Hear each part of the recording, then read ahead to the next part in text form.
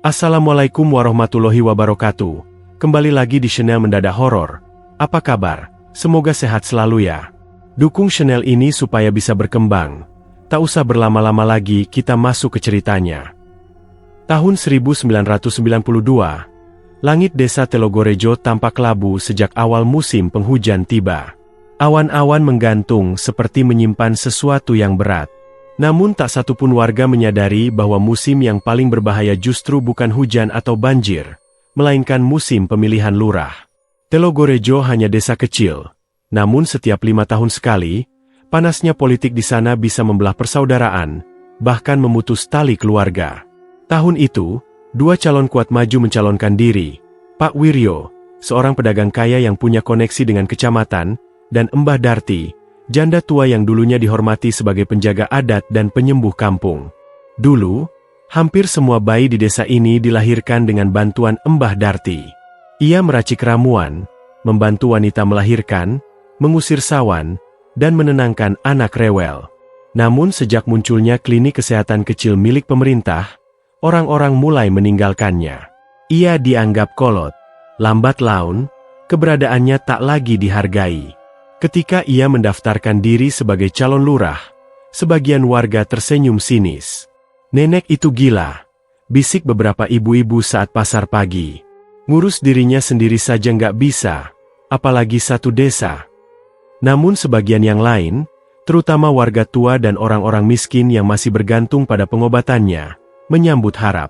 Mbah Darti memang miskin, tapi ia adil. Ia tak pernah menolak membantu siapapun, bahkan tanpa dibayar. Sayangnya, harapan itu tak berlangsung lama. 2 minggu sebelum hari pencoblosan, desas-desus aneh mulai menyebar. Pamflet tanpa nama ditempel diam-diam di batang pohon, tiang listrik, bahkan di pagar balai desa. Isinya, tuduhan keji bahwa Mbah Darti adalah penganut ilmu hitam, sering mencuri ari-ari bayi untuk dijadikan jimat kekebalan, dan pernah memelihara tuyul. Kalau Mbah Darti jadi lurah, nanti semua anak-anak kita diculik buat ritual. Begitu bunyi salah satu selebaran. Warga mulai resah. Isu itu dengan cepat menyebar ke tiap pojok kampung, didorong oleh para pendukung Pak Wiryo yang tampak begitu terorganisir. Beberapa bahkan menyebar cerita bahwa suara cekikikan tengah malam di dekat sungai berasal dari arwah yang dikendalikan Mbah Darti. Tak ada bukti, tak ada saksi. Tapi itulah kekuatan fitnah. Cukup dengan keraguan kecil, orang bisa berpaling bahkan dari orang yang dulu mereka percaya. Puncaknya terjadi di malam Sabtu Legi, 2 hari sebelum pemilihan. Rumah Mbah Darti dilempari batu oleh sekelompok pemuda mabuk. Mereka meneriakinya, nenek iblis, pemakan bayi, dan penyihir sesat. Lampu rumah Mbah Darti pecah. Pintu rumahnya nyaris jebol. Ia hanya bisa bersembunyi di balik lemari tua, menggigil, memeluk kendi berisi air bunga, sambil berdoa kepada leluhur. Keesokan paginya, para warga melihat sesuatu yang menggetarkan. Di depan rumah Mbah Darti tergantung seekor ayam hitam dengan kepala terpenggal dan tubuh masih meneteskan darah. Di bawahnya tertulis dengan arang di tanah, "Pergilah sebelum darah yang lain mengalir." Tak ada yang tahu siapa pelakunya. Tapi semua pura-pura tak melihat. Semua pura-pura sibuk. Hari pencoblosan pun tiba. Pak Wiryo menang telak. Ia didukung penuh oleh aparat, tokoh agama, dan para petani kaya. Rumahnya ramai dengan pesta tumpengan, musik dangdut, dan bakar kambing. Anak sematawayangnya, Bayu, berdiri di sampingnya, gagah, bersih, dan penuh senyum. Warga bersorak, bertepuk tangan, dan menyambut masa depan Telogorejo dengan sukacita. Namun di tengah keramaian itu, Mbah Darti muncul. Diam-diam ia berdiri di ujung kerumunan, mengenakan jari coklat lusuh dan selendang batik yang sudah pudar warnanya. Wajahnya tampak keriput namun matanya menyala dingin. Ia tidak berteriak, tidak menuntut, tidak menangis. Ia hanya berdiri menatap Bayu dan Pak Wiryo tanpa berkedip. Tatapan itu, seolah tak berasal dari manusia. Tatapan itu seperti menyusup ke dalam kulit, menusuk ke dalam tulang. Beberapa warga yang melihatnya mengaku merinding seketika. "Endak baik nek ngerasani wong kalah," ujar salah satu ibu. Tapi setelah melihat tatapan Mbah Darti, ia memilih cepat-cepat pulang. Mbah Darti tidak berkata apa-apa. Ia hanya membalikkan badan perlahan, lalu berjalan meninggalkan kerumunan. Kakinya menyeret pelan, tapi langkahnya terasa berat, seperti bumi mengingat jejak dendamnya. Sore itu, awan menjadi hitam pekat, dan angin mendesirkan bau aneh, seperti kemenyan terbakar bercampur bangkai tikus. Burung-burung camar yang biasanya berterbangan di atas sawah, berputar-putar di atas rumah Pak Wiryo, lalu menghilang ke arah hutan. Tak ada yang menyangka bahwa di saat yang sama, di dalam gubuk reotnya, Mbah Darti duduk di depan cermin penuh retakan. Bibirnya berkomat kamit, dan di tangannya ada sehelai rambut hitam milik Bayu yang diam-diam ia ambil dari balai desa beberapa minggu lalu. Di hadapannya, mangkuk tanah liat penuh air yang berubah merah seperti darah. Mbah Darti tersenyum. Senyum yang tidak pernah dilihat siapapun sejak puluhan tahun lalu. "Lurah boleh kau rebut, Pak Wiryo, tapi kau lupa, aku lebih tua dari desa ini, dan dendamku lebih kuat dari doa." Kemenangan Pak Wiryo disambut seperti datangnya raja baru. Sore itu, langit desa Telogorejo dipenuhi asap sate, suara kendang dangdut, dan tawa lepas para pendukungnya. Di halaman rumah Pak Wiryo, panggung kecil berdiri dengan bendera merah putih berkibar di atasnya.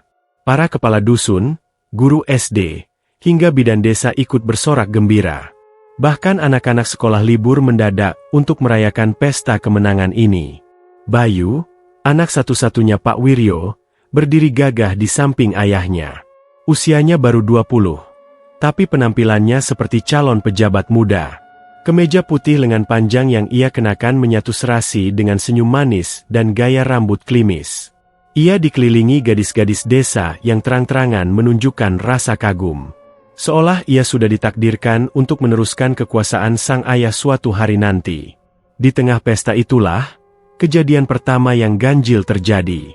Saat para warga sedang bersorak menyambut pidato pertama Pak Wiryo sebagai lurah baru, seekor burung hantu besar jatuh dari atas pohon mangga, tepat di atas panggung. Burung itu menghantam lantai kayu dengan keras. Matanya terbuka lebar, paruhnya patah, dan bulunya berlumuran darah. Semua terdiam. Beberapa anak kecil menangis ketakutan. Orang-orang tua mulai saling pandang, karena mereka tahu, burung hantu jatuh di siang bolong adalah pertanda kematian. Pak Wiryo mencoba menguasai suasana. Ia tertawa, menyuruh para pemuda menyingkirkan bangkai burung itu dan melanjutkan pesta. Tapi dalam hatinya, ada rasa tidak enak yang tiba-tiba mengendap. Malam harinya, suasana rumah Pak Wiryo tak kalah meriah. Tamu datang silih berganti. Ayam ingkung, gudeg, dan baceman disajikan berlimpah. Tawa dan tepuk tangan bergema sampai hampir tengah malam. Namun tak seorang pun dari mereka sadar bahwa sejak matahari tenggelam, bau aneh menyebar di sekitar halaman belakang. Bau amis bercampur kemenyan, samar, menusuk hidung jika dihirup dalam-dalam. Bayulah yang pertama kali merasa ada sesuatu yang tidak beres. Saat ia keluar untuk buang air kecil di kamar mandi belakang, ia merasa seperti sedang diawasi. Pandangannya tertuju pada kebun pisang di samping dapur. Di antara sela-sela daun pisang yang menggantung lembab, ia melihat bayangan sosok kecil sedang jongkok. Rambutnya panjang menjuntai menutupi wajah. Bayu melangkah pelan, mencoba melihat lebih jelas. Tapi saat ia melangkah satu langkah ke depan, sosok itu hilang seketika, meninggalkan suara tertawa kecil seperti perempuan tua tersedak. Bayu mematung. Tubuhnya merinding. Ia mengusap wajahnya dengan cepat, lalu kembali masuk rumah sambil bersikap seolah tak terjadi apa-apa. Namun malam itu, saat Bayu tidur, mimpi buruk datang seperti tamu yang tak diundang. Ia bermimpi berada di sebuah hutan gelap. Di tengah hutan, ada gubuk reot yang pintunya terbuka perlahan. Dari dalam, keluar seorang perempuan tua berkebaya putih lusuh. Matanya hitam tanpa bola mata, mulutnya robek sampai ke pipi. Ia berjalan pelan mendekatinya, sambil membawa pisau batu yang meneteskan darah. "Bayu, sini. Kamu kan mau jadi penerus bapakmu. Biar ibu baptis kamu dengan darah." Perempuan itu lalu mengarahkan pisau ke kemaluannya, dan saat Bayu berteriak menolak, perempuan itu menjambaknya dan menyayat kulitnya perlahan. Bayu terbangun dengan peluh dingin membasahi seluruh tubuh. Celananya basah, bukan karena mimpi basah, tapi karena air seni bercampur darah. Ia menjerit pelan. Rasa perih luar biasa menyambar bagian kemaluannya. Ia takut, tapi lebih takut lagi bila orang tuanya tahu. Ia memilih diam. Namun malam demi malam mimpi itu datang lagi dan lagi. Kadang sosok perempuan itu menciumi tubuhnya, kadang menjilat kulitnya dengan lidah panjang berlendir. Semakin sering ia bermimpi, semakin parah rasa perih yang ia rasakan saat bangun. Beberapa kali ia mendapati luka gores di bagian pahanya. Ia mulai susah tidur. Makan pun tak selera. Pak Wiryo mulai menyadari perubahan anaknya. Ia pikir Bayu hanya stres karena jadi pusat perhatian desa. Maka ia mencoba menghibur dengan mengajak Bayu jalan-jalan ke kota, memanjakan dengan pakaian dan motor baru. Tapi semua itu tidak membalikan senyum anaknya yang makin lama makin lesu. Sampai pada satu malam, tepat 2 minggu setelah pesta kemenangan, ibu Bayu terbangun karena mendengar suara seperti geraman dari kamar anaknya. Suara itu bukan suara manusia, melainkan seperti suara kerbau sekarat. Ia menggedor pintu kamar Bayu, tapi tak ada jawaban. Setelah memanggil suaminya, mereka mendobrak pintu kamar, dan yang mereka lihat membuat darah mereka seolah berhenti mengalir. Bayu terguling di lantai dengan celana robek, dan tubuhnya kejang-kejang. Dari celah pahanya, mengalir darah kehitaman yang sangat bau bangkai yang busuk luar biasa. Kemaluannya menghitam, seperti melepuh terkena api. Urat-urat di sekitarnya tampak menonjol, dan ada belatung kecil yang merayap keluar dari luka yang terbuka. Ibunya menjerit histeris hingga pingsan. Pak Wiryo gemetar. Selama hidupnya sebagai pria keras, ia tak pernah menangis. Malam itu, air matanya jatuh sendiri, bukan karena takut, tapi karena tak tahu apa yang sedang mereka hadapi. Dokter dipanggil dini hari itu juga. Tapi saat sang dokter membuka celana Bayu dan melihat kondisinya, wajahnya pucat seperti kain kafan. Ia tak bisa menjelaskan penyebab luka itu. Bukan luka biasa, katanya. Bukan infeksi, bukan luka bakar, bukan penyakit kelamin. Lalu ini apa? Tanya Pak Wiryo panik. Dokter hanya menggeleng. Kalau boleh jujur, Pak, saya sarankan bawa saja ke orang pintar. Malam itu, untuk pertama kalinya dalam hidupnya, Pak Wiryo yang selama ini membanggakan logika dan kekuasaan, harus mengakui sesuatu. Ia sedang berhadapan dengan sesuatu yang tak bisa dijelaskan oleh ilmu modern. Dan di tengah malam sunyi itu, saat semua orang sibuk dengan Bayu, seekor burung gagak hinggap di atap rumah, lalu berteriak 3 kali. Setelah itu, hening. Angin berhenti. Anjing-anjing desa menggonggong bersamaan. Dan dari kejauhan, dari arah hutan, terdengar suara perempuan tua tertawa pelan. Tawa Mbah Darti. Sejak malam itu, rumah Pak Wiryo bukan lagi rumah pejabat yang megah dan dihormati. Kini ia lebih mirip ruang isolasi penderita kutukan. Langit-langit rumah seolah selalu gelap, meski matahari bersinar terang. Bau menyengat, perpaduan amis, busuk, dan anyir darah, selalu memenuhi udara. Tak ada yang bisa menutupi bau itu. Dupa sudah dibakar di tiap sudut ruangan, daun kelor digantung di atas pintu. Bahkan sebotol air kembang dari Kiai Besar Purworejo pun sudah disiramkan ke kasur Bayu. Tapi semua itu sia-sia. Bayu hanya terbaring lemah. Matanya cekung, tubuhnya kurus, dan yang paling mengerikan, kemaluannya makin membusuk. Kulit di sekitarnya menghitam seperti arang, mengelupas, lalu mengeluarkan cairan berlendir. Belatung kecil tak berhenti muncul dari balik daging yang merekah. Di satu titik, dokter yang kembali datang hanya bisa mengangkat tangan, berkata pelan, "Saya tak bisa bantu apa-apa, Pak. Ini, di luar medis." Satu-satunya yang Bayu bisa lakukan hanyalah menjerit. Kadang ia menggigiti bibirnya sendiri agar rasa sakit itu tak membuatnya gila.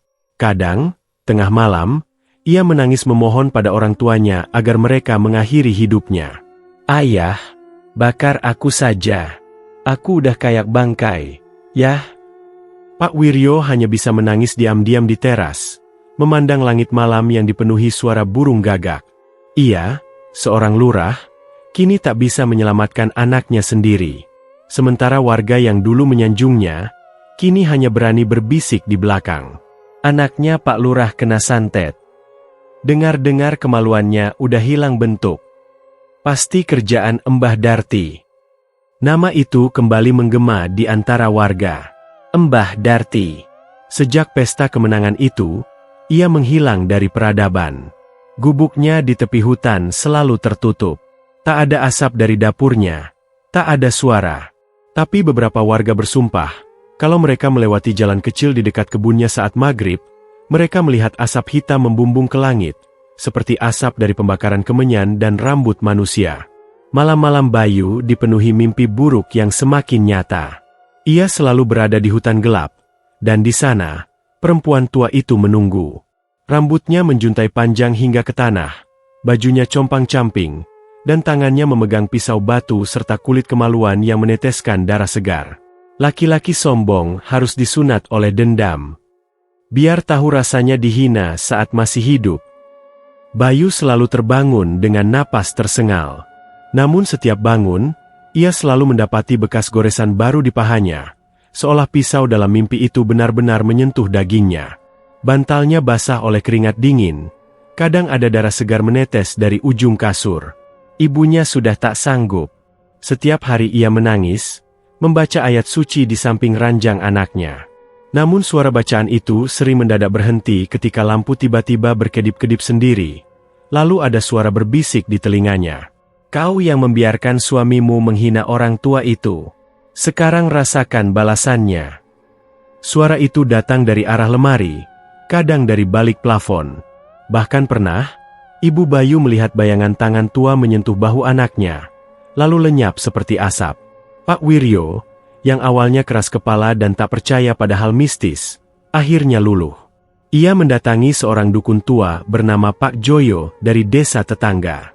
Pak Joyo terkenal dengan ilmu netralis santet, dan pernah menyembuhkan banyak orang kerasukan. Tapi begitu ia masuk ke kamar Bayu, ia langsung muntah darah. Ada sesuatu yang sangat kelam di tubuh anakmu. Pak Lurah, ini bukan santet biasa. Ini kutukan kuno, ilmu warisan. Ilmu, seketeng kemaluan. Pak Wiryo mengerutkan kening. Apa itu?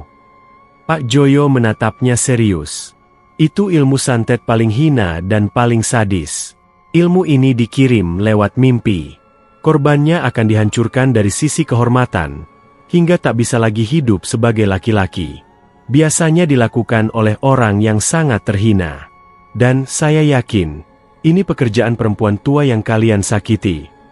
Malam itu, Pak Wiryo duduk termenung di depan kamar anaknya. Wajahnya sayu, rambutnya mulai beruban meski usianya belum 50. Ia akhirnya mengakui dosa yang ia tanam sendiri. Aku kira, menghancurkan Mbah Darti cuma soal politik. Aku kira cukup dengan jabatan. Tapi ternyata, dia balas bukan dengan kata, tapi dengan neraka. Dan neraka itu kini hidup dalam tubuh anaknya. Sementara itu, di gubuk reot di pinggir hutan, Mbah Darti duduk di tengah lingkaran tanah berisi bunga 7 rupa, rambut Bayu yang telah kering, dan potongan boneka jerami. Ia mengolesi boneka itu dengan cairan hitam dari kendi kecil yang berisi campuran darah kelelawar, air haid terakhir sebelum menopause, dan lendir bangkai tikus. Mulutnya berkomat kamit. Tulangmu akan lembek. Darahmu akan bau. Kemaluanmu akan jadi daging busuk. Ia membakar boneka itu perlahan. Dari kejauhan, terdengar suara Bayu menjerit keras dari dalam rumahnya, meskipun jarak mereka 1 kilometer lebih. Mbah Darti tersenyum. Lidahnya menjulur menjilat bibir keringnya. Ia mengambil cermin kecil retak di hadapannya, dan bayangan di dalam cermin itu menunjukkan wajah Pak Wiryo, menangis terseduh-seduh seperti bayi. Ini baru awal. Pak Wiryo duduk terpaku di kursi kayu panjang di teras rumahnya. Matanya kosong. Sejak malam Bayu menjerit keras saat tubuhnya terbakar dari dalam, ia tak lagi tidur dengan tenang. Istrinya, Bu Sumarni, juga hanya tinggal kulit dan tulang, wajahnya pucat, matanya sembab, dan suaranya pelan seperti bisikan angin malam. Bayu kini tak lebih dari bangkai hidup. Kemaluannya telah menghilang bentuk. Yang tersisa hanyalah daging kehitaman yang terus mengeluarkan cairan berlendir. Di sekeliling luka itu, muncul bintik-bintik seperti sisik ular. Setiap malam, Bayu akan menggeliat, mencakar-cakar perut dan pahanya sendiri seperti orang kesurupan. Kadang ia menggigit lidahnya sendiri untuk meredam sakit, sampai mulutnya berlumur darah. Suatu malam, ia menggeliat begitu keras hingga urat di sekitar pangkal pahanya pecah, menyemburkan darah segar ke dinding kamar. "Pak, tolong aku. Pak, bakar saja kemaluan ini. Aku gak kuat tolong," ratap Bayu dalam tangis penuh darah. Tangis itu menampar hati Pak Wiryo. Ia tak sanggup lagi melihat anak kebanggaannya menderita seperti makhluk neraka. Maka malam itu juga, dengan penuh tekad, ia membawa Bayu ke pesantren pengobatan di luar kota yang konon dipimpin oleh seorang kiai sakti bernama Kiai Hashim. Perjalanan dilakukan tengah malam. Bayu dibungkus selimut dan diletakkan di belakang mobil seperti jenazah. Bau busuk begitu pekat hingga Pak Wiryo harus menutup hidung dengan kain basah. Namun yang paling membuat bulu kuduk merinding adalah suara-suara lirih yang keluar dari mulut Bayu saat tertidur. "Dagingku, bukan milikku. Aku sudah dinikahi di alam lain." Sesampainya di pesantren, Kiai Hashim langsung menggelar pengobatan. Lantunan ayat-ayat suci dikumandangkan. Ruqyah dilakukan selama 2 jam penuh. Namun di tengah pembacaan ayat kursi, Bayu tiba-tiba muntah belatung, lalu tertawa dengan suara yang bukan miliknya. Suara perempuan tua serak, mirip suara Mbah Darti. "Ini bukan rumahku. Rumahku di hutan. Bayu, milik embok-embok tua sekarang." Kiai Hashim langsung menghentikan ruqyah. Wajahnya pucat. Ia memanggil Pak Wiryo ke sudut ruangan dan berkata dengan serius, "Maafkan saya, Pak Lurah. Ini bukan jin biasa. Ini ilmu tingkat tinggi. Ilmu warisan kuno yang ditanam dari dalam tubuh. Ilmu semacam ini hanya bisa dihentikan oleh pengirimnya." "Lalu, kalau pengirimnya tidak mau mencabut?" tanya Pak Wiryo dengan suara gemetar. Kiai Hashim hanya menghela napas, lalu menunduk. Mereka kembali ke Telogorejo dalam diam. Di sepanjang perjalanan, Bayu menggeliat seperti cacing yang disiram air panas. Matanya membelalak, mengeluarkan air mata darah.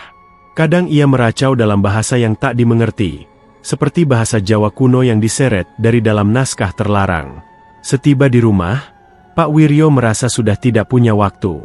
Ia membawa Bayu ke seorang paranormal kuat lainnya, Pak Narto, yang terkenal bisa menyembuhkan korban santet dari pelosok desa. Rumah Pak Narto berada di tengah ladang tebu, dikelilingi pohon randu dan pagar bambu tua. Suasananya sunyi dan angker, bahkan di siang hari. Pak Narto setuju membantu. Malam itu, ia menggelar ritual di ruang tengah rumah Pak Lurah. Bayu dibaringkan di tengah lingkaran garam, dengan kepala menghadap ke arah barat. Lilin hitam dinyalakan di 4 penjuru, dan di atas dada Bayu diletakkan segenggam tanah kuburan baru. Baru 1 jam ritual berjalan, lilin di sudut timur tiba-tiba padam sendiri. Suhu ruangan menurun drastis. Jendela berderit seperti digores kuku, dan dari luar rumah terdengar suara langkah kaki, pelan, berat, dan tidak beraturan. Pak Narto menggertakkan giginya. Ia tahu, pengirim santet itu datang. Tiba-tiba tubuh Bayu melayang 5 cm dari lantai, dan dari mulutnya terdengar suara tawa cekikikan. "Ngapain kalian repot-repot? Aku cuma ambil yang sudah jadi milikku. Lelaki ini sudah kurlakan sebagai tumbal untuk rasa malu yang kalian beri padaku." Pak Narto berusaha melawan. Ia membaca doa dengan suara keras, namun belum sempat menyelesaikan ayat, api dari lilin hitam menyambar ke wajahnya. Pak Narto jatuh terguling, menjerit kepanasan. Api itu seperti lidah iblis, menjilat wajahnya dan membakar rambutnya dalam sekejap. Ritual pun gagal. Bayu terjatuh kembali ke lantai dengan suara berdebum.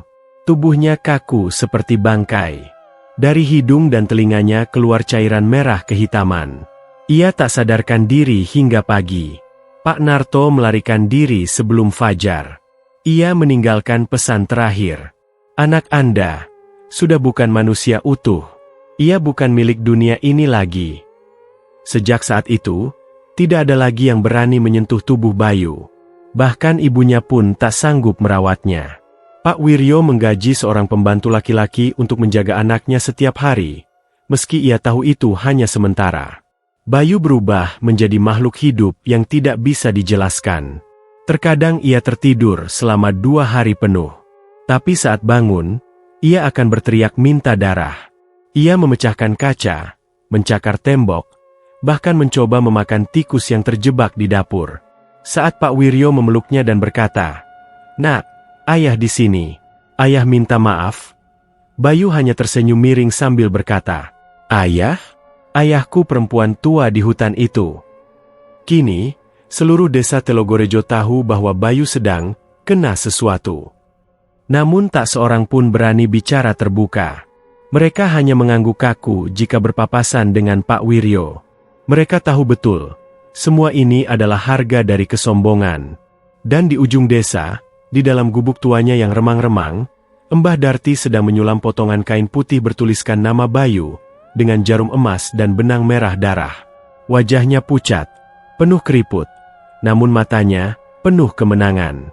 "Kamu belum mati, Bayu, tapi sebentar lagi, aku akan buat seluruh dunia lihat kalau harga menghina Mbah Darti bukan sekadar cacat, tapi kehancuran keturunan."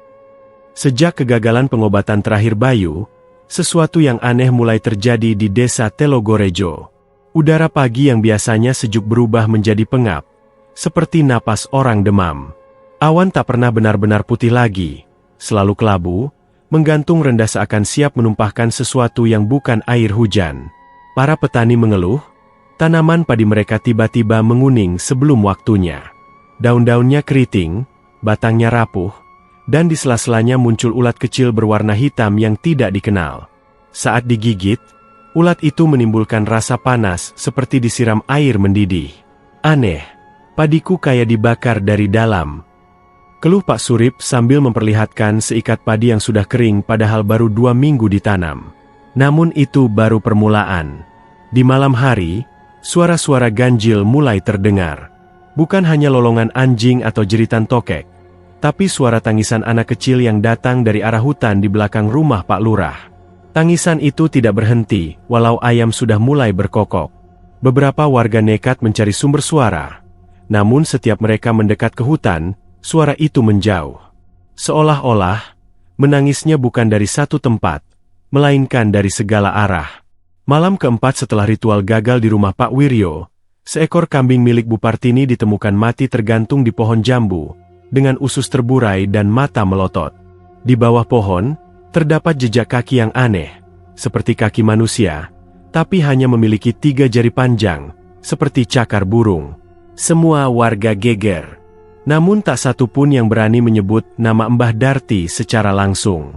Mereka tahu, menyebut namanya bisa berarti mengundang malapetaka ke rumah mereka.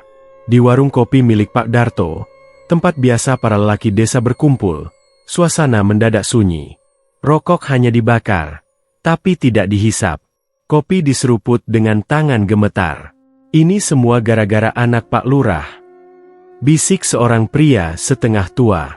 "SSSTTT, jangan keras-keras, nanti dia dengar," tegur yang lain. "Kita ini hidup di tanah yang dia kutuk, salah sedikit, bisa-bisa anak kita yang jadi tumbalnya." Pak Darto mengangguk pelan. Ia sendiri beberapa malam terakhir sering mendengar langkah kaki di atap rumahnya, padahal tidak ada siapa-siapa. Bahkan anaknya yang berumur 7 tahun mendadak bicara sendiri. Katanya ada nenek tua dengan rambut gimbal yang suka duduk di sudut dapur sambil menyisir rambut dengan sisir tulang. Neneknya senyum terus, tapi matanya hitam semua. "Pak," ucap si bocah tanpa ekspresi. Sementara itu, rumah Pak Wiryo makin hari makin suram. Bayu kini hanya bisa berbaring di tempat tidur seperti mayat hidup. Tubuhnya membusuk dari dalam. Bau daging busuk menyebar ke seluruh rumah, membuat semua tamu yang datang hanya bisa bertahan beberapa menit sebelum muntah. Namun yang paling mengerikan bukan itu. Bayu mulai tertawa dalam tidur. Tawa pelan, seperti bisikan. Namun lama-lama berubah menjadi cekikikan perempuan tua. Kadang ia menyebut-nyebut nama yang sama berulang kali. "Darti, Darti, Darti, Darti." Bu Sumarni tidak kuat lagi. Suatu malam, ia memohon pada suaminya. "Pak, kita salah. Kita sudah nyakitin orang yang dulu kita hina. Semua ini salah kita." Pak Wiryo menampar meja. "Jangan sebut-sebut nama perempuan gila itu lagi. Aku lurah. Aku pemimpin desa. Tak bisa minta ampun pada dukun." Namun dalam hati kecilnya, Pak Wiryo tahu betul siapa dalang dari semua ini. Ia hanya terlalu angkuh untuk mengakuinya. Tapi desa Telogorejo kini bukan desa yang sama. Tempat itu sudah mulai berubah jadi ladang kematian perlahan-lahan. Malam Jumat Kliwon tiba. Langit muram, tidak ada bintang. Di seluruh desa, lampu-lampu pada mendadak tepat pukul 11 malam. Genset pun tak berfungsi. Orang-orang membakar lilin dan berdiam di dalam rumah, menggenggam tasbih atau kitab, berharap malam itu segera berlalu. Tapi tidak untuk keluarga Pak Riono. Di tengah malam, anak sulungnya, Raffi, menjerit dari dalam kamar. Ketika pintu didobrak, mereka menemukan Raffi berdiri telanjang bulat, tubuhnya penuh darah. Ia memotong sendiri kelaminnya dengan pisau dapur. "Ada nenek yang bisikin aku. Dia bilang, kalau aku gak buang itu, aku bakal dikubur hidup-hidup," ucap Raffi dengan tatapan kosong. Warga yang mendengar berita itu panik. Semua sepakat, kutukan itu sudah menyebar. Dan yang jadi korban, selalu anak laki-laki. Pak Wiryo tak bisa menutupi lagi. Ia akhirnya memanggil semua tokoh desa, ketua RT, RW, bahkan para ustaz dan dukun dari luar. Di balai desa, mereka berkumpul dalam ketegangan yang luar biasa. "Desa kita sedang diserang, bukan oleh hantu, tapi oleh dendam," kata Ustaz Maulana. Namun semua tetap bungkam ketika nama Mbah Darti disebut. "Kalau memang beliau pelakunya, apa yang bisa kita lakukan?" tanya Pak RT lirih. "Orang itu bukan manusia lagi." Pak Wiryo hanya bisa menunduk. Ia tahu, satu-satunya cara menghentikan teror ini adalah mendatangi langsung perempuan yang telah ia hancurkan martabatnya bertahun-tahun lalu. Namun apakah ia masih punya cukup nyali untuk menghadapinya? Sementara itu, di gubuk tua di tepi hutan, Mbah Darti menanam boneka kecil dari tanah liat ke dalam kendi tua. Di kepala boneka itu tertulis nama-nama pemuda desa, satu persatu. Wajahnya tersenyum puas. "Belum selesai, Telogorejo. Dosa kalian baru dibayar separuh. Akan kutarik satu persatu. Lelaki-lelaki sombong itu. Sampai desa ini jadi sunyi seperti liang kubur."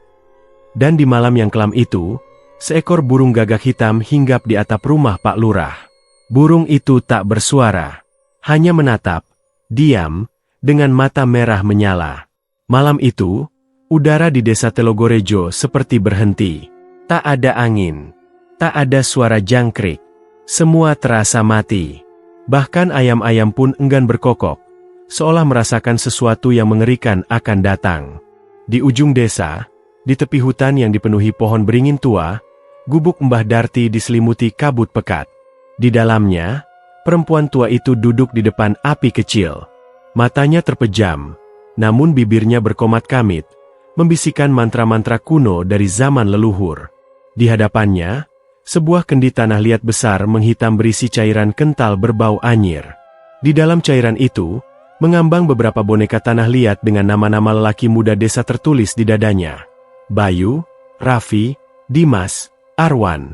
"Tumbalku belum cukup," bisik Mbah Darti dengan suara seperti angin patah. "Masih ada darah-darah sombong yang harus dibayar." Tiba-tiba, ia menancapkan jarum hitam ke salah satu boneka, yang bertuliskan nama Arwan, anak Pak RW. Sementara itu, di rumah Pak RW, Arwan yang sedang tertidur terbangun dengan jeritan. Tubuhnya gemetar, keringat membasahi seluruh tubuhnya. Ibunya masuk kamar, mendapati anaknya menggigil, wajahnya pucat seperti mayat. Aku mimpi aneh, Bu," ujar Arwan dengan napas tercekat. "Aku berdiri di pemakaman desa, dan ada nenek tua menggali lubang. Dia bilang lubang itu buat aku." Sebelum ibunya sempat menenangkan, hidung Arwan berdarah hebat. Lalu matanya mendadak rabun. Ia meraung kesakitan, menggenggam selimut dan mencakar wajah sendiri. "Waktuku habis. Bu, dia datang, dia datang." Teriakannya menggemparkan warga. Saat Pak RW meminta bantuan ke puskesmas, Arwan sudah tak sadarkan diri. Tubuhnya kejang, dan dari celananya keluar darah beku, darah dari kemaluannya. Pagi harinya, desa digegerkan kabar. 3 anak muda lainnya menghilang dari rumah mereka. Tak ada jejak, tak ada tanda kekerasan. Hanya bau anyir dan bekas telapak kaki kering penuh tanah hitam menuju arah hutan. Warga panik. Mereka tak berani keluar malam. Rumah-rumah dipenuhi doa dan dupa. Bahkan beberapa mendatangkan dukun dari luar daerah untuk menetralisir hawa jahat yang makin menebal. Pak Lurah Wiryo, yang makin tertekan, akhirnya mendatangi rumah Mbah Sari, seorang dukun sepuh dari desa seberang yang terkenal bisa mengusir santet tingkat tinggi. Mbah Sari memandangi wajah Pak Wiryo dengan tatapan berat. "Apa yang kau minta? Bukan sekadar penawar santet. Kau minta pengampunan dari alam yang sudah kau lukai." Pak Wiryo gemetar. Saya ingin menyelamatkan anak saya. Tolong, saya bersedia bayar berapapun." Mbah Sari menarik napas panjang. Ia lalu menancapkan kembang kantil ke dalam kendi kecil berisi air bunga. Yang bisa menyelamatkan Bayu, hanya pelaku santet itu sendiri. "Dan kau tahu siapa dia?" "Dia ingin saya datang padanya," gumam Pak Wiryo lirih. "Ya," jawab Mbah Sari, dengan kepala tertunduk. "Bukan sebagai lurah, tapi sebagai manusia yang berdosa." Sore itu, dengan langkah berat, Pak Wiryo berjalan sendirian menuju gubuk Mbah Darti. Tak ada pengawalan, tak ada ajudan. Hanya ia, tongkat kayunya, dan rasa takut yang mulai menggerogoti. Kabut sudah turun meski matahari belum benar-benar tenggelam. Di depan gubuk, ia melihat 3 tengkorak ayam tergantung di pintu, berayun pelan tertiup angin. Bau belerang dan anyir menyambutnya. Namun ia tahu, tak bisa mundur. Mbah Darti sudah menunggunya. Duduk di kursi rotan tua, mengenakan jarik hitam lusuh, rambutnya tergerai seperti akar pohon. Matanya menatap lurus, kosong, namun tajam menembus jiwa. Datang juga akhirnya si penguasa palsu. Gumamnya. Pak Wiryo menelan ludah. Saya minta maaf, Mbah. Saya mengaku salah. Saya minta anak saya diselamatkan." Mbah Darti tidak menjawab. Ia hanya berdiri perlahan, lalu melangkah ke kendi hitam besar di sudut ruangan. Tangannya merogoh ke dalam dan menarik satu boneka tanah liat, bernama Bayu. Ia menggenggam boneka itu kuat-kuat. "Maafmu tidak bisa membeli nyawa," ucap Mbah Darti dengan suara rendah, namun menggetarkan. "Aku tidak butuh maaf, aku butuh penebusan." "Apa yang harus saya lakukan?" tanya Pak Wiryo nyaris menangis. Mbah Darti mendekat. Matanya merah seperti bara. "Kau rampas kehormatanku. Kau hancurkan hidupku. Sekarang kau datang membawa tangis? Anakku mati dihina. Rumahku dibakar. Namaku diludahi. Maka aku akan ambil dari kalian yang paling kalian banggakan. Anak-anak lelaki Telogorejo akan kulenyapkan satu persatu. Sampai darahmu habis, atau sampai kau sendiri menyerahkan nyawamu." Pak Wiryo pulang dengan langkah terhuyung. Matanya kosong. Di belakangnya, kabut semakin tebal. Namun malam itu, ia tak berkata sepatah kata pun kepada siapa-siapa. Ia hanya duduk di kamar Bayu, memandangi anaknya yang membusuk perlahan. Tubuh Bayu sudah dipenuhi belatung, namun ia masih hidup, menyeringai tanpa akal. Seperti makhluk yang kehilangan roh. Kutukan itu nyata. Dan dendam itu belum selesai. Di tempat lain, Mbah Darti kembali ke dalam gubuknya. Ia menambahkan satu boneka tanah liat lagi ke dalam kendi, lalu membakar dupa. Kali ini namanya adalah Rangga, keponakan Pak Lurah, anak rantau yang baru pulang dari Jakarta. "Aku akan buat Telogorejo jadi desa para janda," gumamnya dengan tawa rendah.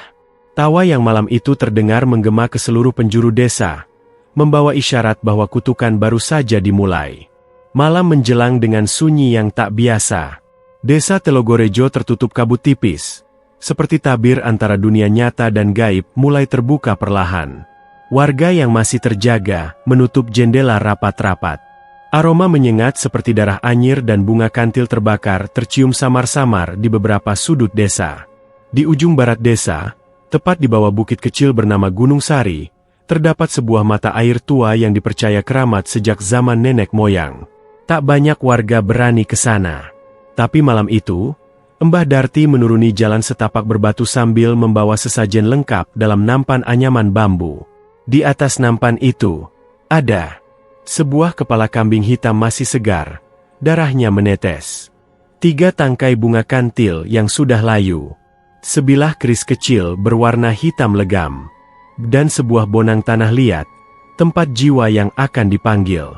Wajah Mbah Darti terlihat berbeda malam itu. Lebih dingin. Matanya hitam pekat tanpa pantulan cahaya. Tubuhnya dibalut jarik hitam dan selendang dari kain kafan yang katanya dulu ia curi dari mayat bayi di pemakaman. Ia berhenti tepat di pinggir mata air. Airnya berkilau keperakan, tapi bukan pantulan bulan, sebab langit saat itu benar-benar gelap gulita. Bulan bahkan bersembunyi di balik mendung. Malam ini aku panggil penjaga ilmu hitam dari tanah kematian. Buka gerbang gaibmu, dan biarkan kekuatan dendamku menelan seluruh keturunan pendosa. Mbah Darti menggigit jarinya hingga darah mengucur, lalu mencoret wajahnya dan membubuhkan tetesan darah itu ke kepala kambing. Ia lalu mencelupkan keris ke dalam air, dan seluruh mata air mendadak bergetar hebat. Tiba-tiba, muncul asap hitam dari dasar mata air. Asap itu naik ke permukaan, berputar seperti pusaran angin. Dari dalam pusaran itu, muncul suara, serak, berat, dan seperti berasal dari mulut ratusan arwah. Tumbal darahmu belum cukup, Darti. Jiwa lelaki masih harus kau serahkan. Yang masih suci, yang masih bernyawa. Kalau tidak, kutukanmu akan kembali padamu sendiri. Mbah Darti menggertakkan gigi. Ia mengangkat keris dan menghujamkan ke kepala kambing. Darah menyembur mengenai wajahnya. Tapi ia tak bergeming. Wajahnya malah menyeringai puas. Akan kupersembahkan satu lagi. Rangga, darah segar dari garis Pak Lurah. Sementara itu, di rumah Pak Lurah, suasana makin mencekam. Bayu, putranya, kini sudah tak bisa bicara. Seluruh tubuhnya melepuh seperti disiram air panas, dan bagian kemaluannya membusuk lebih parah, menghitam dan berulat. Bau busuk dari tubuhnya begitu menyengat, membuat beberapa kerabat muntah saat hendak menjenguk. Pak Wiryo semakin putus asa. Doa-doanya tak mempan. Ustaz yang didatangkan dari luar desa pun lari ketakutan setelah melihat sosok hitam besar berdiri di belakang Bayu saat rukyah dimulai. Bahkan, Al-Quran yang disentuhkan ke dahi Bayu mendadak terbakar sendiri. Dalam kebingungan itu, Rangga, keponakan Pak Lurah, yang baru pulang dari Jakarta, memutuskan menyelidiki sendiri. Ia merasa ada yang janggal sejak ia tiba. Langit Telogorejo selalu kelabu. Angin terasa dingin. Dan setiap malam, ia mendengar suara-suara dari arah hutan. Suara perempuan tua tertawa, kadang menangis, kadang merapal mantra. Bersama seorang temannya yang belajar ilmu supranatural di Solo, Rangga menyusun rencana, mengintai gubuk Mbah Darti dan mencari tahu kebenaran di balik semua teror ini. Tengah malam, dengan hanya membawa senter, kamera, dan segenggam garam kasar, Rangga dan temannya, Joko, menyelinap ke pinggir hutan. Mereka mengikuti suara burung hantu dan angin yang seolah membimbing. Semakin masuk ke dalam, suasana terasa tidak wajar. Pohon-pohon seperti bergerak. Daun-daun kering yang diinjak terasa seperti tubuh-tubuh kecil yang meronta. Akhirnya, mereka sampai di gubuk Mbah Darti. Tapi, gubuk itu tidak tampak seperti biasa. Kali ini, sekelilingnya penuh dengan simbol-simbol aneh dari darah. Patung-patung tanah liat tergantung dari langit-langit, dan aroma dupa sangat menyengat. Dari celah jendela, mereka mengintip. Mbah Darti sedang duduk bersila, memanggil sesuatu dari dimensi lain. Api kecil di hadapannya menyala kehijauan. Di sampingnya, ada sebuah kendi besar berisi kepala bayi kering yang terus mengeluarkan suara tangisan pelan. Rangga menahan muntah. Itu bukan ritual biasa, bisik Joko. Dia bukan cuma menyantet. Dia sudah jadi bagian dari dunia arwah. Dia wadah dari iblis. Tiba-tiba, lampu senter Rangga mati sendiri. Jantung mereka berdebar kencang. Lalu terdengar bisikan, "Yang kau cari, sedang mencarimu." Rangga menoleh cepat ke belakang. Sosok Mbah Darti sudah berdiri di belakang mereka, dengan mata menyala merah dan tangan penuh darah. Rangga dan Joko lari sekuat tenaga. Nafas mereka memburu. Tapi suara langkah di belakang mereka tak henti mengejar. Seolah tanah tempat mereka berpijak menolak menyelamatkan mereka. Pohon-pohon bergerak menutup jalan. Daun-daun melilit kaki mereka. Sesampainya di perbatasan desa, barulah suara itu hilang. Tapi Rangga tahu, ia telah dipilih sebagai tumbal selanjutnya. Pagi harinya, warga desa menemukan jejak kaki berdarah menuju rumah Pak Lurah. Dan di depan pintu rumah itu, tergeletak boneka tanah liat dengan nama Rangga tertulis besar di dadanya, bersama secari kain yang bertuliskan mantra kuno dalam bahasa Jawa kuno. Semua mulai paham. Mbah Darti tidak hanya membalas dendam. Ia sedang menjalankan perjanjian kutukan yang lebih besar, perjanjian darah dengan roh leluhur iblis. Subuh belum sepenuhnya datang saat langit desa Telogorejo berubah warna. Bukan terang seperti biasanya, melainkan abu-abu kusam, seperti kain kafan yang lapuk dimakan waktu.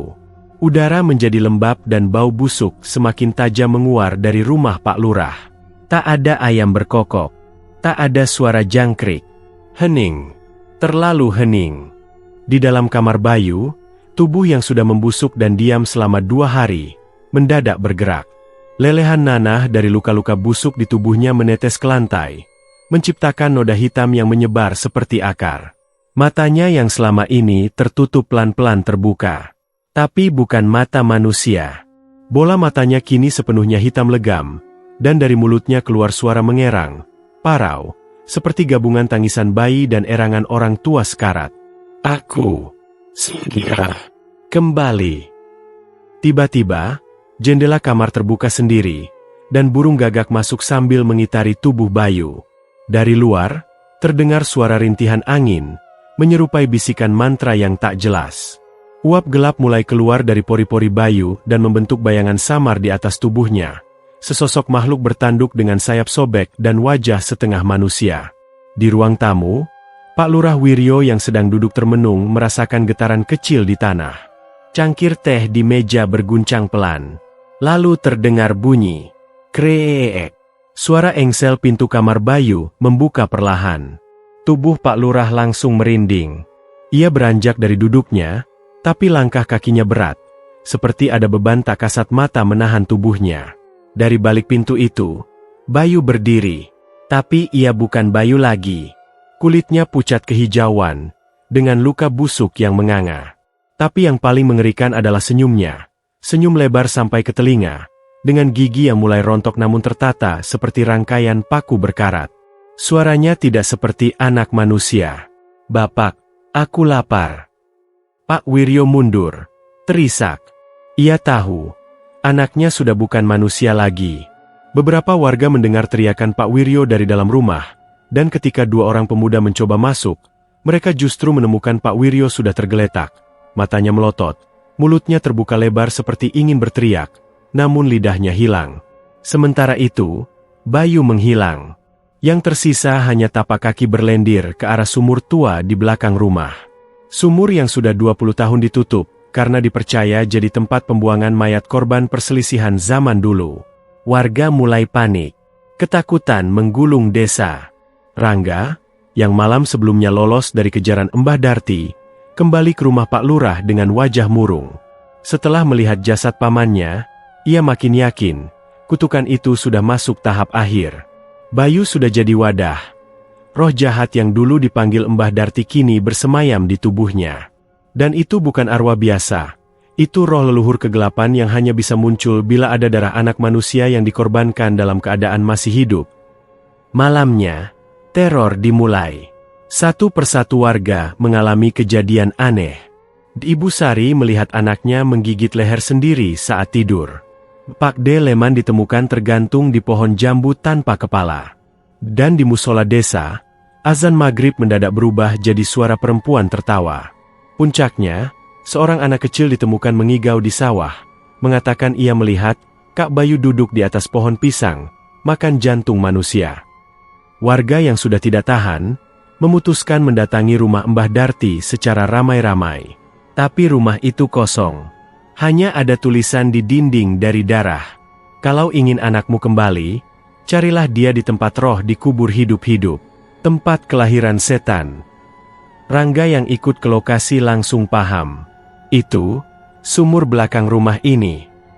Dengan membawa obor dan sesajen dari dukun muda bernama Seno, Rangga dan 5 pemuda desa memberanikan diri mendekati sumur itu.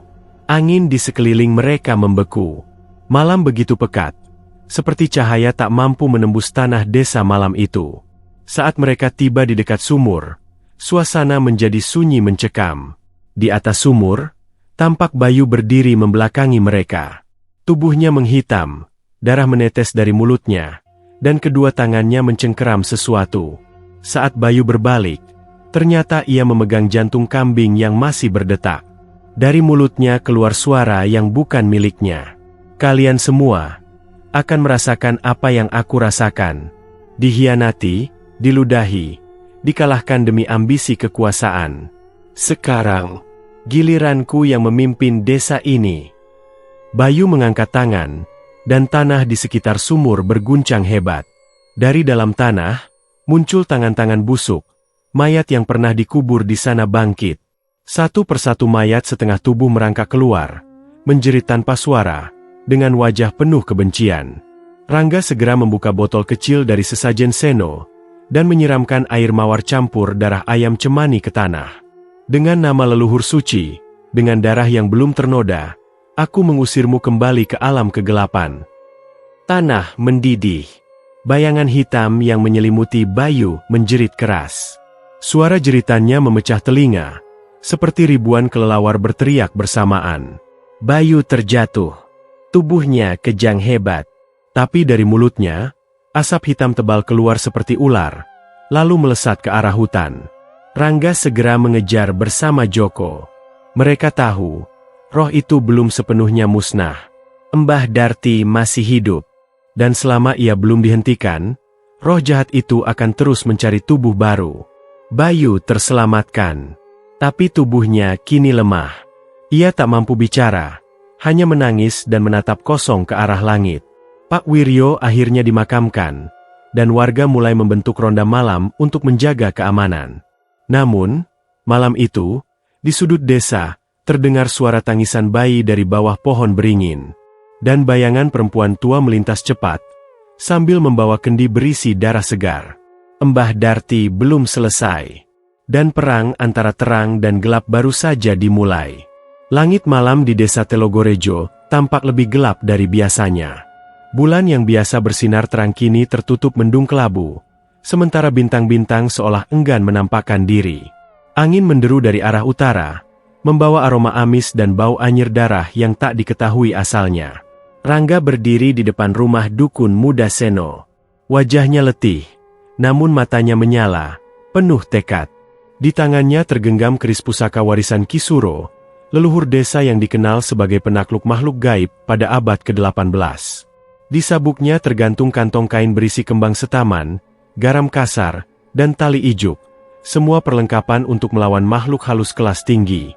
Dia ada di Bukit Kematian, kata Seno lirih. Tempat itu dulu adalah padepokan pemuja setan. Di sanalah Mbah Darti menyempurnakan ritual terakhirnya. Bukit Kematian berada di ujung utara desa, tak jauh dari hutan larangan. Konon, tempat itu dulunya dipakai untuk membakar mayat-mayat korban pesugihan zaman penjajahan. Sejak tahun 1940-an, tak ada satupun warga berani mendekat, apalagi saat malam tiba. Tapi malam itu, Rangga dan Seno melangkah menuju bukit terkutuk itu, ditemani oleh 3 pemuda pemberani, Joko, Damar, dan Aan. Kelima orang itu berjalan dalam senyap, membawa obor yang menyala redup, menembus kabut dingin yang menggantung rendah. Saat mereka mencapai lereng bukit, suara-suara aneh mulai terdengar dari balik pepohonan. Bisikan, tawa anak kecil, rintihan perempuan tua. Bahkan ada suara gamelan yang terdengar dari bawah tanah.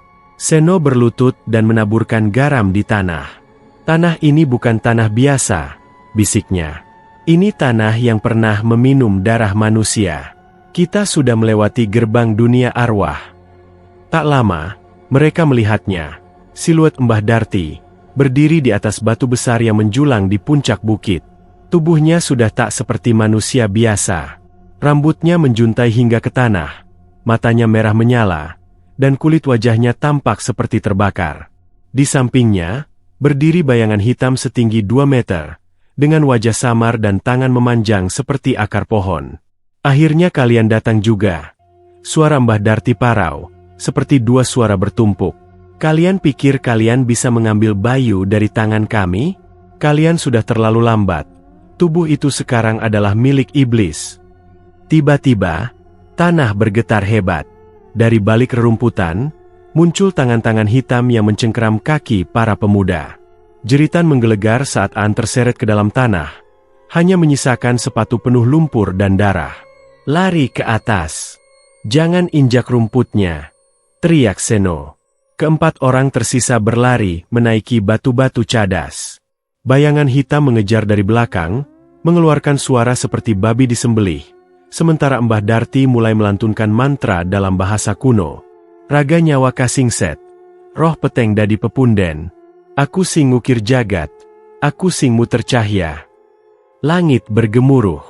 Petir menyambar ke arah pohon kering, membuatnya terbakar.